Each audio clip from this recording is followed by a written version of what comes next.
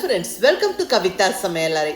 இன்னைக்கு நம்ம பார்க்க போகிறது நல்ல பஞ்சு போல் சாஃப்டாக நல்ல மெத்துன்னு சாஃப்டான தோசை. மோஸ்ட்லி எல்லாருக்குமே ரொம்ப பிடிக்குங்க.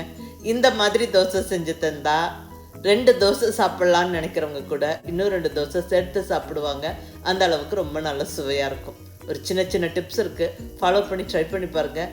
ஒரு பர்ஃபெக்டான நல்ல பன்னு மாதிரி சாஃப்டான ஸ்பாஞ்சி தோசையை செஞ்சு அசத்திடலாம். ரொம்ப நல்லாயிருக்கும்.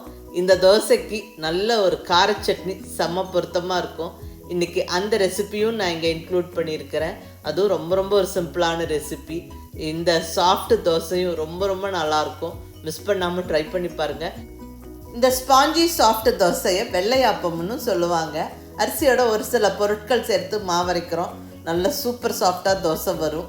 ரொம்ப இன்ட்ரெஸ்டிங்கான ரெசிபி, மிஸ் பண்ணாமல் ட்ரை பண்ணி பாருங்கள். இப்போ ரெசிபி எப்படின்னு பார்க்கலாங்க. ஃபஸ்ட்டு ஸ்டெப்பாக தேவையான பொருட்களை ஊற வச்சிடலாம். இந்த சாஃப்ட் ஸ்பாஞ்சி தோசை செய்யறதுக்கு நம்ம பச்சரிசி யூஸ் பண்ணுறோம், ரா ரைஸ். இங்கே 2 கப் அளவுக்கு பச்சரிசி எடுத்துக்கிறேன். இது கிட்டத்தட்ட ஒரு 500 கிராம் இருக்கும். இதில் ஒரு அரை டீஸ்பூன் அளவுக்கு வெந்தயம், அடுத்ததாக 2 டேபிள் ஸ்பூன் அளவுக்கு உளுந்தம்பருப்பு. உளுந்தம்பருப்பு நம்ம இந்த அளவுக்கு சேர்த்தா போதும், அதிகம் வேண்டாம். உருட்டு உளுந்தம்பருப்பு 2 ஸ்பூன் அளவுக்கு சேர்த்துருக்குறேன். இப்போ இதை நல்லா தண்ணி விட்டு அலசி கழுவிடுவோங்க. நல்லா ஒரு 2-3 தடவை அலசி கழுவிடுவோம். கழுவுன அரிசி உளுந்தில் நம்ம இப்போ தண்ணி விட்டு ஊற வச்சிடலாம். இங்கே எல்லாமே ஒன்றா தான் சேர்த்துருக்குறோம், அரிசி, உளுந்தம்பருப்பு, வெந்தயம். இது நல்ல ஒரு 4-5 மணி நேரம் ஊறட்டுங்க. ஊறினதுக்கப்புறம் முக்கியமாக இன்னும் 2 பொருட்களும் சேர்த்து நம்ம மாவரைக்க போகிறோம். ஸோ அது என்னன்னு பார்க்கலாம். கண்டிப்பாக சேர்த்து அரைச்சி நீங்கள் தோசை செஞ்சு பாருங்கள், ஸ்பாஞ்சியாக இருக்கும். இப்போ நம்ம அளந்து ஊற வச்சுருந்த பொருட்களெல்லாம் நல்லா ஊறிடுச்சு பாருங்கள். அரிசி, உளுந்தம்பருப்பு, வெந்தயம் எல்லாம் நல்லா ஊறி ரெடியாக இருக்குது. இப்போ தண்ணியை வடிச்சிட்டு இது கூட ஒரு கைப்பிடி அளவுக்கு வெந்த சாதம், இது மிஸ் பண்ணாமல் சேர்த்துக்கங்க. தோசை நல்லா பன்னு மாதிரி சாஃப்டாக இருக்கும். சாதம் இல்லைன்னா அவள், ஒரு கைப்பிடி அவள் ஊற வச்சு நம்ம சேர்த்துக்கலாம். அடுத்ததாக இது கூட ஒரு கைப்பிடி அளவுக்கு தேங்காய், இங்கே நல்லா ஃப்ரெஷ்ஷாக துருவின தேங்காய் ஒரு கைப்பிடி அளவுக்கு சேர்த்துக்கிறேன். இந்த தேங்காவும் மிஸ் பண்ணாமல் சேர்த்துக்கங்க. தோசையோட டேஸ்ட்டு சூப்பராக இருக்கும். நல்லா தோசை வெள்ளைன்னு நல்லா சாஃப்டாக வரும். நீங்கள் ட்ரை பண்ணி பாருங்கள். இதெல்லாம் சேர்த்து நல்லா அரைச்சிக்கணும். நம்ம மிக்சிலையும் அரைச்சிக்கலாம், கிரைண்டர்லேயும் அரைச்சிக்கலாம். கிரைண்டரில் அரைக்கும் போது நம்மளுக்கு நல்லா டக்குன்னு வேலையாகும். மாவு நல்லா சாஃப்டாகவும் இருக்கும். இங்கே கிரைண்டரில் தாங்க அரைச்சிக்கிறேன். கிரைண்டரில் ஃபஸ்ட்டு கொஞ்சம் தண்ணி ஊற்றி ஓட விட்டுட்டு அதில் ஊற வச்சுருந்த அந்த அரிசி, உளுந்தம்பருப்பு, சாதம், தேங்காய் எல்லாம் அப்படியே ஒன்றா சேர்த்து அரைக்கிறோம். தேவையான அளவு தண்ணி விட்டு மாவு நல்லா சாஃப்டாக அரைச்சிக்கணும். பாருங்கள், மாவு நல்லா சாஃப்டாக அரைச்சாச்சு. அதை ஒரு அகலமான பவுல்லையும் ஊற்றி வச்சாச்சு. மாவு புளிச்சு வரணும். மூடி வச்சுருவோம். ஒரு 7-8 மணி நேரம் நல்லா புளிச்சதுக்கப்புறமா நம்ம தோசை செஞ்சுக்கலாம். ஸோ அரைச்ச மாவை ஒரு அகலமான பவுல் ஊற்றி மூடி வச்சாச்சு. இப்போ ஒரு 7-8 மணி நேரம் கழித்து ஓப்பன் பண்ணுறோம். பாருங்கள், மாவு நல்லா புளிச்சிருக்கு. அப்படியே கலந்து விட்டு பார்க்கும்போது பாருங்கள், மாவு நல்லா புளிச்சிருக்கிறது தெரியுது. நம்ம இன்னும் மாவுக்கு உப்பு சேர்க்கலை. ஸோ இந்த ஸ்டேஜில் உப்பு சேர்த்தே நல்லா கலந்து விட்டுடலாம். மாவுக்கு தேவையான அளவு உப்பு சேர்த்து நல்லா கலந்து விட்டுருவோம். மாவு நல்லா தோசை ஊற்றுற பக்குவத்துக்கு கொஞ்சம் லூஸாக இருக்கணும். மாவு கெட்டியாக இருந்தால் கொஞ்சம் தண்ணி விட்டு கலந்துக்கங்க. பாருங்கள், மாவு நல்லா இப்படி எடுத்து ஊற்றுற பக்குவத்துக்கு இருக்கணும். அவ்வளோதாங்க. மாவு நல்லா சாஃப்டாக சூப்பராக இருக்குது. மாவு ரெடி. இங்கே ஸ்டவ்வில் நல்ல ஒரு இரும்பு தோசைக்கல் வச்சாச்சு.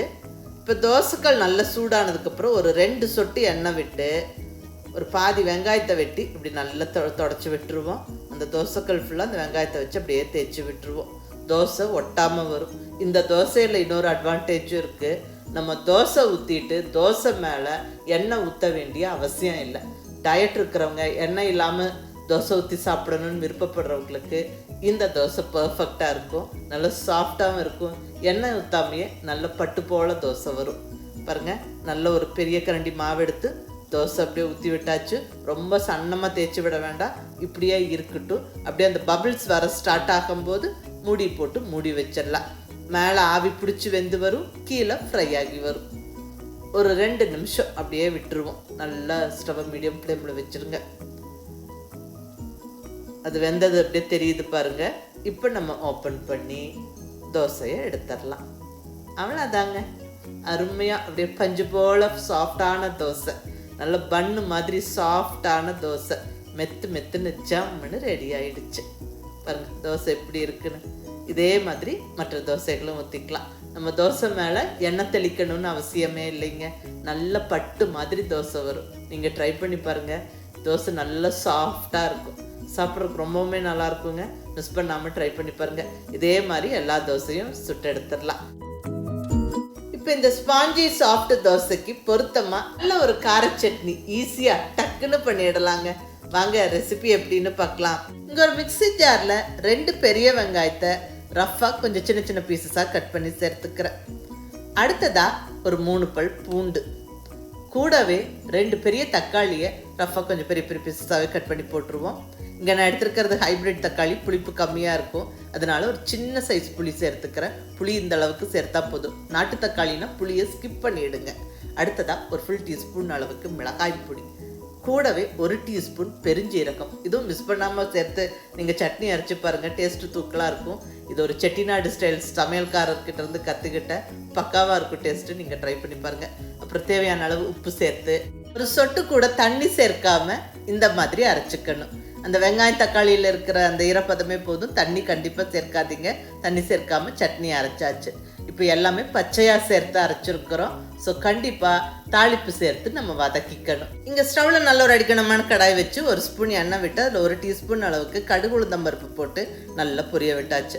அடுத்ததாக ஒரு கொத்து ஃப்ரெஷ்ஷான கருவேப்பிலையும் போட்டு நல்லா பொரிய விட்டுருவோம். அடுத்ததாக கொஞ்சம் பெருங்காயப்பொடி மிஸ் பண்ணாமல் சேர்த்துக்கங்க. ஒரு 2 சிட்டிகை அளவுக்கு பெருங்காயப்பொடி சேர்த்தாச்சு.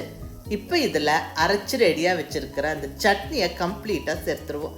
இங்கே எல்லாமே நம்ம பச்சையாக சேர்த்து அரைச்சோங்க. அதனால் இதை நல்லா வதக்கி விட்டுருவோம். அந்த பச்சை வாசனை போய் சட்னியோட டேஸ்ட்டு பக்காவாக இருக்கும். நல்லா வதக்கிடணும். கொஞ்சம் சட்னி கொஞ்சம் சுண்டி வரட்டும். ஸோ அதனால் மூடியை போட்டு விட்டுறலாம். ஒரு 2-3 நிமிஷம் நல்லா கொதித்து கொஞ்சம் திக்காகட்டும். பாருங்கள் நல்லா கொதிச்சு திக்காயிருச்சு.